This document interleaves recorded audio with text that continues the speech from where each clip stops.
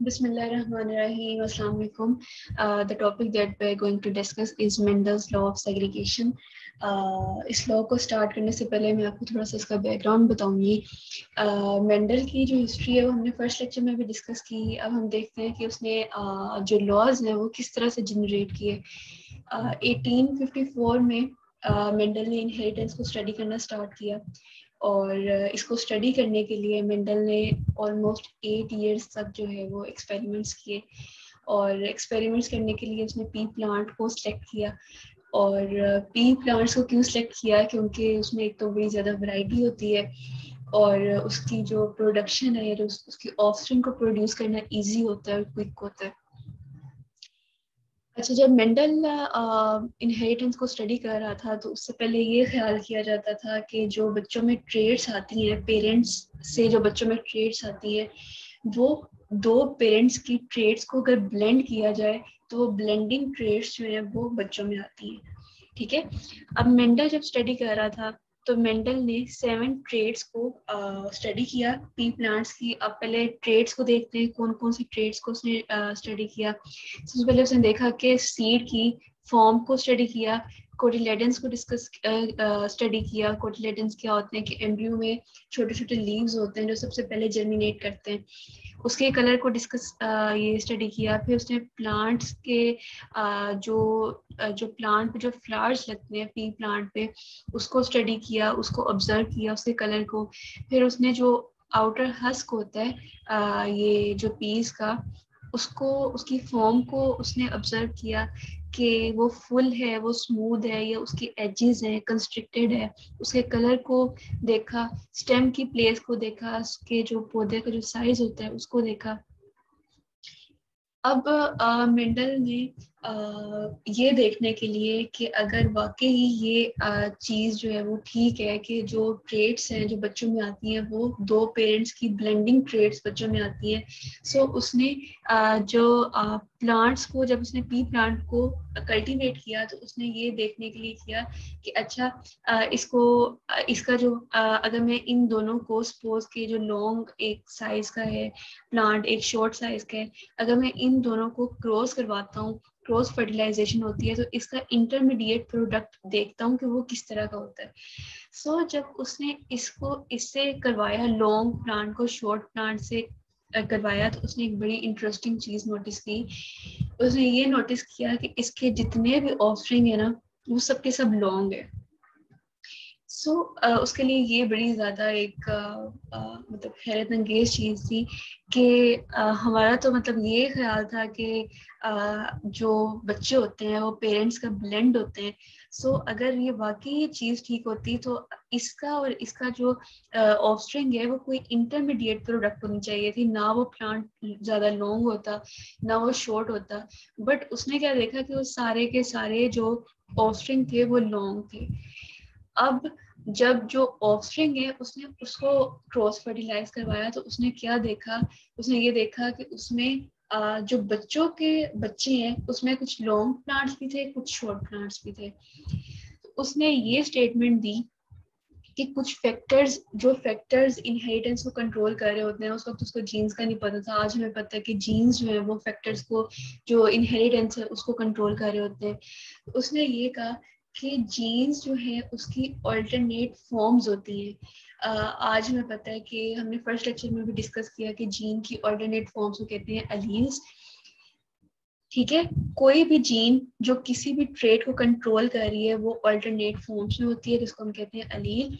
और जब गैमेट्स बनेंगे ना, जैसे ये लॉन्ग प्लांट है, इसकी जो जीनोटाइप है, आप सपोज करें कि जीनोटाइप है इसकी कैपिटल टी और कैपिटल टी, मतलब दो अलील्स हैं। अब दो अलील्स सेम भी हो सकती हैं, डिफरेंट भी हो सकती हैं। अगर दो अलील्स सेम होंगी तो हम कहेंगे कि होमोजाइगस है। अगर दो अलील्स डिफरेंट होंगी, एक कैपिटल टी है एक स्मॉल टी है, तो हम कहेंगे कि हेट्रोजाइगस है। अब जब इसके गैमेट्स बनेंगे ना लॉन्ग प्लांट के, तो अलील सेग्रीगेट कर जाएगी। एक अलील एक गैमेट में आ जाएगी, दूसरी अलील दूसरी गैमेट में आ जाएगी। इसी तरह जब इसके गैमेट्स बनेंगे शॉर्ट प्लांट के, तो एक अलील एक गैमेट में आ जाएगी, दूसरी दूसरे गैमेट में आ जाएगी। अब जब इसकी फर्टिलाइजेशन करवानी है, फर्टिलाइजेशन किस तरह से होगी कि जब इसका गैमेट लॉन्ग जो प्लांट है उसका गैमेट शॉर्ट प्लांट के साथ मिलेगा, फ्यूज करेगा, तो फिर फर्टिलाइजेशन होगी। अब इसका जो है वो कोई भी गैमेट इसके किसी भी गैमेट के साथ आके मिल सकता है। सो उसका लॉ ये था कि जब भी गैमेट्स बनते हैं तो अलील जो है वो सेपरेट हो जाती हैं, और जब फर्टिलाइजेशन होती है तो अलील यूनाइट कर जाती हैं। एक चीज ये हो गई। दूसरी चीज क्या होगी, अभी तो मैं आपको ये जनरल ओवरव्यू दे रही हूँ, अभी आप आगे डायग्राम्स देखेंगे तो आपको ये चीज जो है वो क्लियर होगी। दूसरी क्या चीज उसने कही, दूसरी उसने ये देखा कि ये जो उसके ऑफस्प्रिंग है, जो पहली जनरेशन थी, वो सबके सब लॉन्ग थे। तो उसने कहा कि जरूर इसकी जो जीन है, जो इसके अलील है ना, वो डोमिनेंट है, और जो चीज डोमिनेंट होगी, जो अलील डोमिनेंट होगी, वो ही फिनोटाइप को डिटरमाइन करेगी।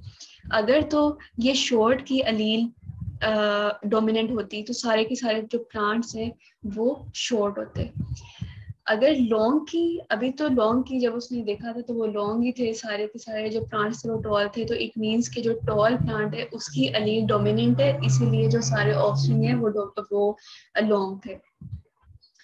अब हम उसके लॉ को डिस्कस करते हैं। लॉ को देखें, Mendel's law of segregation states that allele pairs separate और सेग्रीगेट ड्यूरिंग गैमेट फॉर्मेशन, कि जब गैमेट फॉर्मेशन हो रही है तो अलील का जो पेयर है वो सेपरेट हो जाता है and randomly unite at fertilisation, और जब फर्टिलाइजेशन होती है तो वो यूनाइट कर जाते हैं।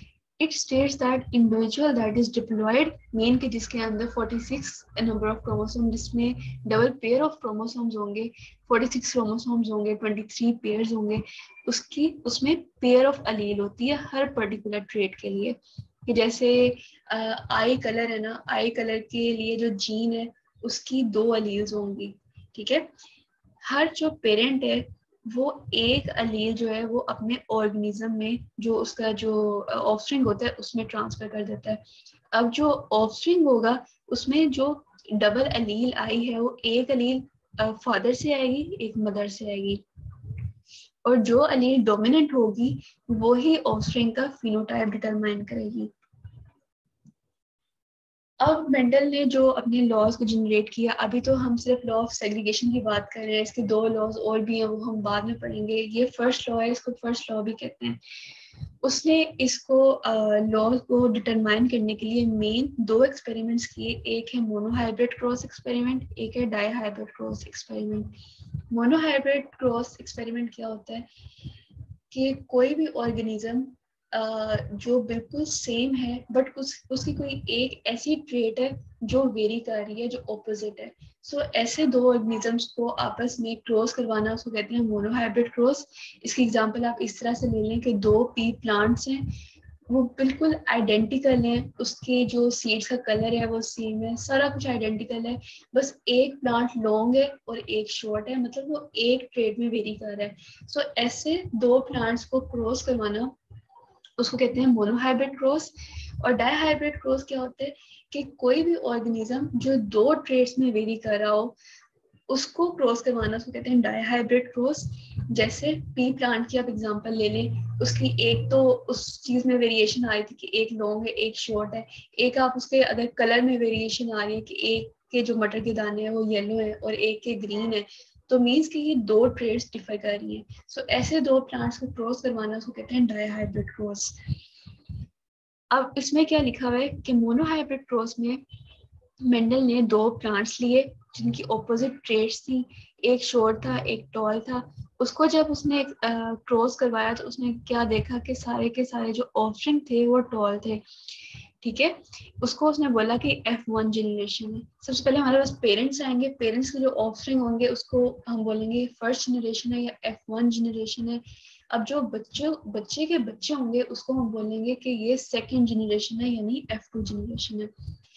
फिर जब उसने F1 के जो हमारे पास ऑफस्प्रिंग आए थे उनको जब क्रॉस करवाया तो उसने क्या देखा कि कुछ जो प्लांट्स थे वो टॉल थे, कुछ शॉर्ट थे, उनकी रेशो 3:1 थी।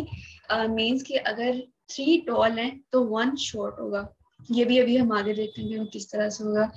इसी तरह उसने जो 2 कंट्रास्टिंग ट्रेड्स ली उनको क्रॉस करवाया और उसमें उसको सेम रिजल्ट्स मिले, और इन दोनों एक्सपेरिमेंट से उसने लॉ ऑफ सेग्रीगेशन और डोमिनेंस का जो लॉ है उसको फॉर्मुलेट किए।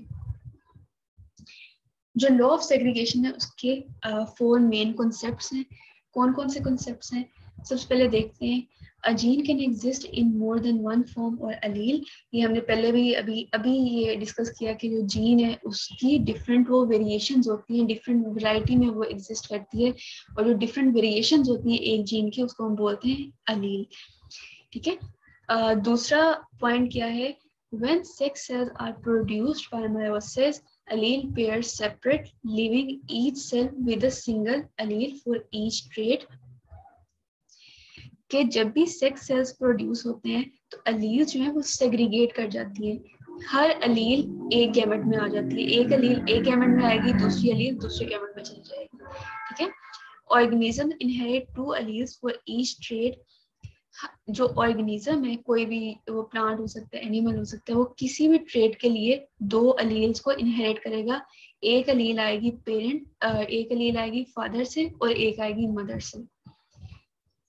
फोर्थ पॉइंट देखते हैं, when 2 allele of the pair are different, one is dominant and other is recessive। कि अगर तो 2 alleles जो है वो डिफरेंट है तो एक डोमिनेंट होगी और एक रिसेसिव होगी। अब इसकी एग्जांपल देखते हैं। एक हमने देखा कि ये टॉल प्लांट है, उसकी ये जीनोटाइप है, यानी कि ये 2 अलील है, कैपिटल टी कैपिटल टी। अब दूसरा ड्वार्फ प्लांट देखते हैं, ये है स्मॉल टी। अब ये है होमोजाइगस, मतलब जो अलील है इसकी सेम है। अगर तो यहाँ पे कैपिटल टी और स्मॉल टी होता तो मैं कहती कि हेट्रोजाइगस है। अभी ये होमोजाइगस है, ये भी होमोजाइगस है, ये भी होमोजाइगस है। इसको हमने क्रॉस करवाने।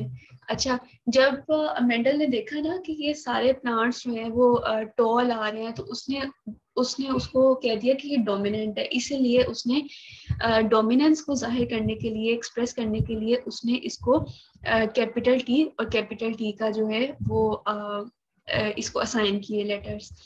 और फिर उसने देखा कि जो फर्स्ट जनरेशन थी उसमें रिसेसिव, उसमें जो शॉर्ट प्लांट था वो कोई भी नहीं था, तो इसीलिए उसने कहा कि जो ये वाला शॉर्ट प्लांट है वो रिसेसिव है। उसकी रिसेसिवनेस को शो करने के लिए उसने उसको स्मॉल टी असाइन किया। अब बन रहे हैं उसके गैमेट्स।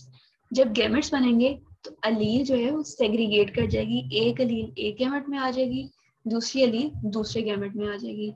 इसी तरह दूसरे का देखते हैं, ड्वार्फ प्लांट का, इसके भी गैमेट्स बनने हैं, तो इसकी एक जो अलील है वो एक गैमेट में आ जाएगी, दूसरी दूसरे के साथ आ जाएगी। अब इसका जो गैमेट है वो इसके किसी भी गैमेट के साथ जाके फ्यूज कर सकता है, या ये जो गैमेट है इसके साथ भी कर सकता है, इसके साथ भी कर सकता है, जो फर्स्ट है वो इसके साथ भी कर सकता है। कोई भी गैमेट इसके किसी भी गैमेट के साथ फ्यूज करेगा ना, तो हमारे पास प्रोडक्ट ये आएगी। जो ऑफस्प्रिंग की जीनोटाइप है वो ये आएगी, एक आएगा कैपिटल टी, एक आएगा स्मॉल टी। अब ये वाला जो ऑफस्प्रिंग है ये टॉल ही होगा।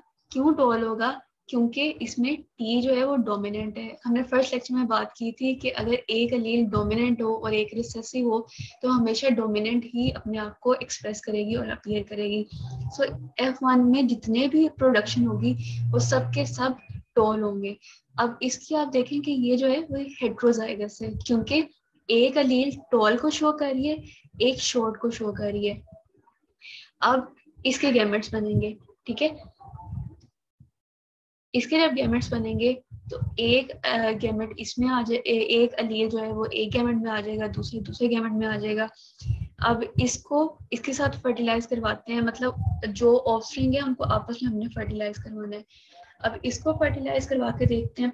अच्छा, फर्टिलाइजेशन का ना ये तरीका होता है कि पहले आपने एक जो गैमेट है उसको जो इन दोनों गैमेट्स के साथ आपने फर्टिलाइज करवाना है, फिर आपने इसको पकड़ना है और फिर आपने इन दोनों के साथ आपने फर्टिलाइज करवाना है।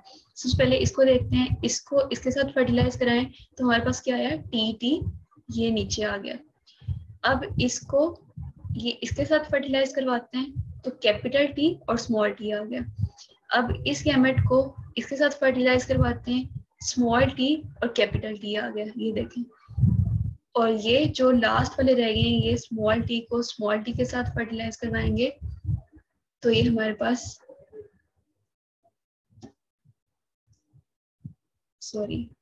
ये हमारे पास आ जाएगा स्मॉल टी। ठीक है, अब इसकी पहले हम लोग फिनोटाइप देखते हैं। ये भी ये जो फर्स्ट वाला है, ये वाला, ये भी टॉल होगा, ये भी टॉल होगा। क्यों? क्योंकि इसमें डोमिनेंट अलील है। और ये भी टॉल होगा क्योंकि इसमें डोमिनेंट अलील है। ये जो है ये शॉर्ट होगा क्योंकि इसमें दोनों रिसेसिव अलील हैं, इसमें कोई डोमिनेंट नहीं है। तो ये एक प्लांट जो है वो शॉर्ट होगा और बाकी जो 3 है वो लॉन्ग होंगे। तो इनकी फिनोटिपिक रेशियो क्या होगी? 3:1। ये अभी मैंने बात की कि फिनोटिपिक रेशियो होगी। जीनोटिपिक रेशियो क्या होगी? कि देखें, एक जो है ये टॉल है, होमोजाइगस टॉल है। 2 जो हैं वो हेट्रोजाइगस टॉल है। होमोजाइगस मतलब कि ये सेम इसकी जो अलील है वो सेम है, तो ये होमोजाइगस टॉल होगा। इसकी जो अलील है ये डिफरेंट है, तो ये हेट्रोजाइगस टॉल होगा। और ये होमोजाइगस शॉर्ट होगा। तो इसको जीनोटाइप क्या बनेगी? 1:2:1। आई होप सो इसकी समझ आ गई। और फिनोटाइपिक रेशियो होगी 3:1। बट जीनोटाइप में हमें होमोजाइगस और हेट्रोजाइगस को भी देखना होता है। सो ये जो है ये होमोजाइगस है, टॉल है, ये 1 हो गया। हेट्रोजाइगस टॉल 2 हो गया, 1:2। और होमोजाइगस शॉर्ट 1, 1:2:1। इस तरह इसकी जीनोटाइप आएगी। अगर एमसीक्यू में अगर वो जीनोटाइप पूछते हैं तो आपने इस चीज़ का ख्याल रखना है कि होमोजाइगस कितने दिए हुए हैं और हेट्रोजाइगस कितने दिए हुए हैं। तो आपको एमसीक्यूज में सारी स्टेटमेंट जो है वो आपको दी गई होगी और आपसे ये पूछा गया होगा कि इसकी जीनोटिपिक रेशियो बता दें या इसकी फिनोटिपिक रेशियो बता दें। अब जो पहले मैंने आपको ये जो डायग्राम बताई है इसकी एक्सप्लेनेशन है ये कि मेंडल ने जब प्योर टॉल पी प्लांट को शॉर्ट प्लांट से क्रॉस करवाया तो उसकी जो एफ जनरेशन थी उसमें सबके सब टॉल थे और शॉर्ट कोई नहीं था। जो F2 जनरेशन थी उसमें मेंडल ने ऑब्जर्व किया कि जो 3 ऑफस्प्रिंग थे वो टॉल थे और 1 जो था वो ड्वार्फ था। सिमिलर रिजल्ट्स जो उसने बाकी करेक्टर्स पे भी उसने अप्लाई किया, और सिर्फ शॉर्ट और टॉल पे अप्लाई नहीं किया, और बाकी भी जो हमने 7 करेक्टरिस्टिक्स पढ़ी हैं उस सब पे उसने बारी बारी अप्लाई किया और उसको सेम ही रिजल्ट मिला। अब मेंडल ने क्या ऑब्जर्व किया कि जो in the F1 generation the characters of only one parent appeared, whereas in F2 generation the characters of other parents also appear. कि F1 जनरेशन में सिर्फ एक ही पेरेंट की जो करेक्टर्स थे वो अपीयर हुए और F2 में जो दोनों पेरेंट्स के करेक्टर्स हैं वो अपीयर हुए। सो ये चीज़ तो कंफर्म हो गई कि हमेशा ब्लेंडिंग नहीं होती। बाज़ दफ़ा जो चीज़ जो अलील जिस पेरेंट में डोमिनेंट होती है वही बच्चों में अपीयर होती है। Last point, the characters that appear in the F1 generation are called dominant traits। जो F1 generation में characters appear हुए उसको हम dominant trait कहेंगे। और जो and those that appear for the first time and in the F2 generation are called recessive traits। और जो traits हैं वो F1 में appear नहीं हुई या F2 में कम appear हुई उसको हम बोलेंगे कि recessive trait है। इसके अलावा एक और एग्जांपल देखिए, पहले हमने शॉर्ट और लॉन्ग की देखी, अब हम लोग येलो और ग्रीन की देखते हैं। येलो ग्रीन में इसमें क्या लिखा हुआ है कि अगर जो पेरेंट्स हैं वो होमोजाइगस होंगे तो वो एक ही टाइप के गैमेट्स प्रोड्यूस करेंगे। जैसे देखें ये भी गैमेट वाई कैपिटल वाई है, मतलब इसके जितने भी गैमेट्स होंगे वो एक ही तरह के होंगे, कैपिटल वाई। और इसके जितने भी गैमेट्स होंगे वो एक ही तरह के होंगे, यानी कि स्मॉल वाई। अब इन दोनों की फर्टिलाइजेशन हुई है, सेम जो आप टॉल और शॉर्ट में पढ़ा ना, सेम वही चीज़ है।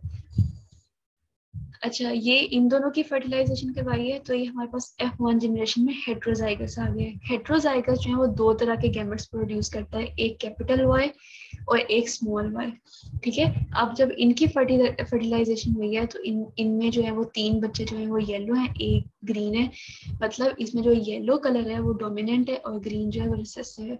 नीचे देखें, नीचे अब पहले फिनोटाइप देख लेते हैं। फिनोटाइपिक जो रेशियो है वो क्या है कि 3 जो है वो आएंगे येलो और 1 जो है वो आएगा ग्रीन। ठीक है, और ये फिनोटाइप हो गई कि 3 जो है वो येलो आएंगे और 1 जो है वो ग्रीन आएगा। जीनोटाइप में क्या आएगा? जीनोटाइप में हमारे पास ये हमारे पास जीनोटाइप है। जीनोटाइपिक रेशियो मैंने आपको बोला कि उसमें होमोजाइगस और हेटेरोजाइगस देखते हैं। सो जीनोटाइप में आएगा हमारे पास 1:2:1 और हमारे पास फिनोटाइप में आएगा 3:1। आई होप सो ये चीज आपको क्लियर हो गई हो। अब ये जो डायग्राम है इसकी एक्सप्लेनेशन मैंने आपको ये अभी बतानी है, और इसकी एक्सप्लेनेशन ये है कि सीड कलर जो है वो दो फॉर्म्स में एग्जिस्ट करते हैं। एक होता है येलो, एक होता है ग्रीन। येलो कलर को कैपिटल वाई से शो किया है क्योंकि उसने जब येलो और ग्रीन को फर्टिलाइज करवाया तो उसने देखा कि जो फर्स्ट जनरेशन थी वो सबके सब येलो थे, तो उसने कहा कि जो येलो कलर है वो डोमिनेंट है, इसलिए उसने कैपिटल वाई जो है वो येलो को असाइन कर दिया। और फिर उसने जो ग्रीन कलर था उसको ये स्मॉल वाई असाइन किया, ये शो करने के लिए कि ये रिसेसिव है और येलो जो है वो डोमिनेंट है। सेम आगे यही बात की गई है कि जो येलो की अलील है वो डोमिनेंट है, ग्रीन की रिसेसिव है। और जब भी जो अलील है वो डिफरेंट होगी, हेट्रोजाइगस होगी, तो हमेशा डोमिनेंट अलील अपने आप को एक्सप्रेस करेगी और रिसेसिव अलील जो है वो अपने आप को शो नहीं करेगी। और ये बताया गया कि जो सीड्स हैं जिनकी जीनोटाइप वाई है, कैपिटल वाई है, ये कैपिटल वाई स्मॉल वाई है, वो येलो ही होंगे। क्यों? क्योंकि इसमें डोमिनेंट अलील है। और जो सीड्स हैं जिनमें सिर्फ स्मॉल वाई आएगा वो ग्रीन होंगे। ये एक और एग्जांपल देखें। ये हमारे पास एक फ्लावर है वाइट, एक है पर्पल। अभी यहाँ पे आपको रेड शो हो रहा होगा बट थोड़ा सा कलर डिफरेंस है, इसको आप कंसीडर करेंगे पर्पल है। इसकी जो जीनोटाइप है वो होगी कैपिटल डब्ल्यू और इसकी होगी आर। ठीक है, कैपिटल आर और उसकी है स्मॉल डब्ल्यू।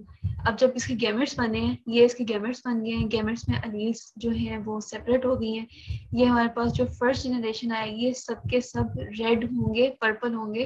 क्यों? क्योंकि इन सब में डोमिनेंट जो है अलील आ रही है, तो डोमिनेंट अलील ही अपने आप को शो करेगी। अब जब हमने इन दोनों को आपस में फर्टिलाइज करवाना है तो हमारे पास रेशियो अगेन क्या बन जाएगी? हमारे पास बन जाएगी 3:1 फिनोटिपिक रेशियो, और जीनोटिपिक रेशियो हमारे पास बनेगी 1:2:1। ये उसकी एक्सप्लेनेशन है। सेम वही चीज़ बताया गया कि जो रिजल्ट्स होंगे, जो फिनोटिपिक रेशियो होगी वो वही होगी जो डोमिनेंट अलील की होगी। जो डोमिनेंट अलील होगा वही आगे फिनोटाइप बनाएगा। और जब F1 प्लांट्स को क्रॉस किया गया तो उसमें जो रिजल्ट्स निकले हमारे पास वो 3 हमारे पास पर्पल थे, 1 जो था वाइट था। ये फिनोटिपिक रेशियो होगी। और जीनोटिपिक रेशियो हमारे पास 1 होमोजाइगस पर्पल, 2 हेट्रोजाइगस पर्पल और 1 जो है वो होमोजाइगस वाइट। अच्छा, जो मैं आपको पहले बता रही थी ना कि मोनोहाइब्रिड क्रॉस और डायहाइब्रिड क्रॉस, अभी जितनी भी एग्जांपल्स हमने पढ़ी हैं वो मोनोहाइब्रिड थी क्योंकि हम सिंगल ट्रेड को डिस्कस कर रहे थे।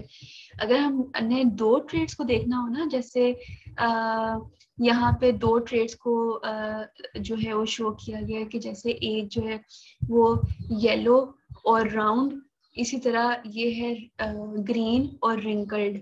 ये 2 ट्रेड्स 2 तरह से आपस में वेरी कर रहा है ना, कि एक तो उसकी शेप भी वेरी कर रही है, ये राउंड है ये रिंकल है, और कलर भी वेरी कर रहा है, ये येलो है ये ग्रीन है। सो जब भी 2 ट्रेड्स वेरी कर रही हो तो उसको आप उसमें क्रॉस करना, उसको कहते हैं कि डायहाइब्रिड क्रॉस है।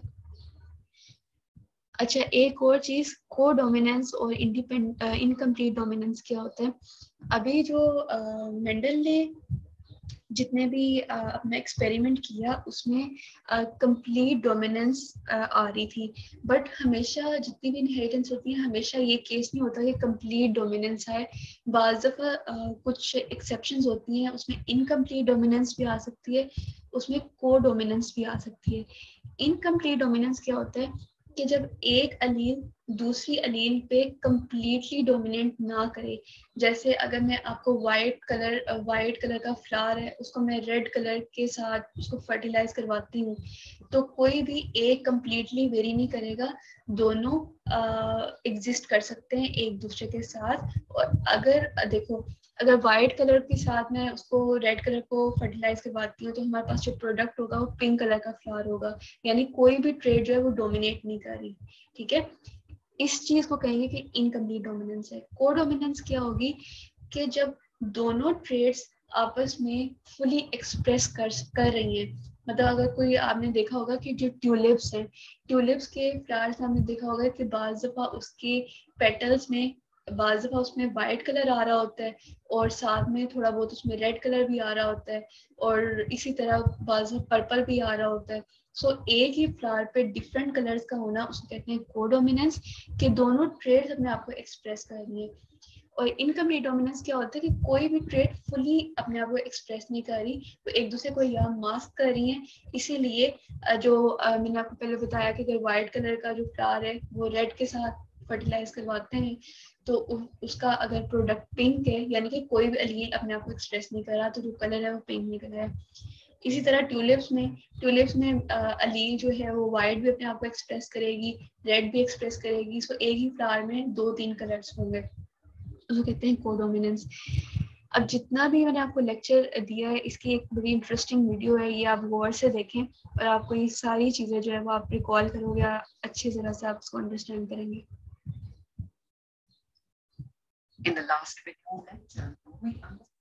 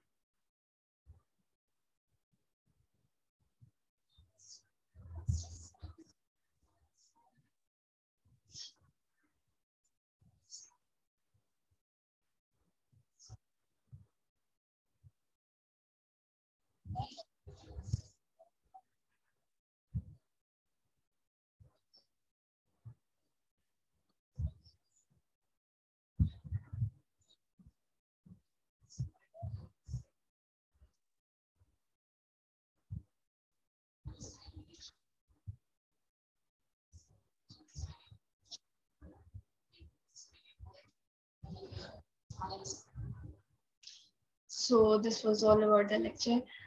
Thank you very much. If you have any query, you can text me. Thank you. Allah Hafiz.